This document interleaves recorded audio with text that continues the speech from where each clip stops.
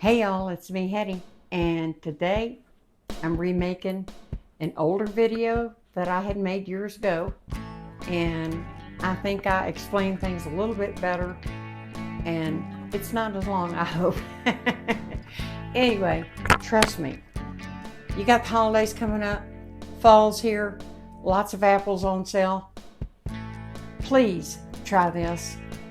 Try it once exactly the way I do it in the video. I really do think you're gonna like it. And it's tweakable. That's the great thing about it. Some families like more cinnamon, some people want a little cloves. That's all up to you. It's your prerogative. Remember that song? Yeah. Let's make the apple pie filling. First things first. Here's a list of all the ingredients. The full recipe is always down in the description box below. Of course, off camera, I prepared the apples. I just washed them, peeled, and I sliced them. This time, I sliced them thin. Sometimes I dice. Let's get going. Put in your butter.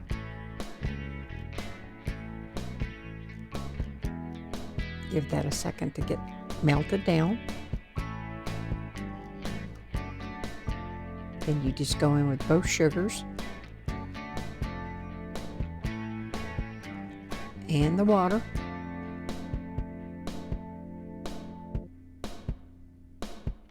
You want to whisk that, get all the sugar dissolved. And with the salt. That looked like a lot of salt, but y'all got to remember I was doubling that recipe. Just whisk, whisk, whisk. Get everything dissolved. Except the slurry. And I wanted to show you, I did this in real time here. When you first go in with a fork, it's really hard to stir. And it's so funny, just keep going with it. You feel like you're fighting it. And then just suddenly, poof, it just immediately dissolves. See that? It just that quick. Just give it a good stir, make sure you don't have any little lumps, and you're ready to go. Bring that up just to a boil. And that's when you're going to add in the slurry. Just stir, stir, stir. And it doesn't take very long, as you can see. This isn't a minute or minute and a half later. It's pretty quick. Then I just keep whisking it for just a second to be sure there's no lumps. And there wasn't, of course. Now, in go the apples. Just put them all in there. And at this point, you just want to really fold them in really well and get all of the mixture to coat those apples thoroughly.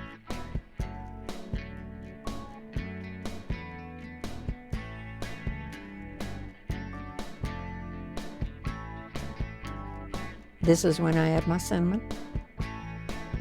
Again, you can tweak that to the way you like it.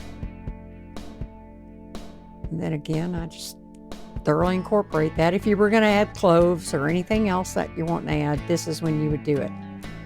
Then, don't forget, reduce that down to a simmer. Put that lid on. And mine were sliced thinly, so I didn't go very long, in between 5-6 minutes. You want them to be a little underdone. And that's it. Can you believe it?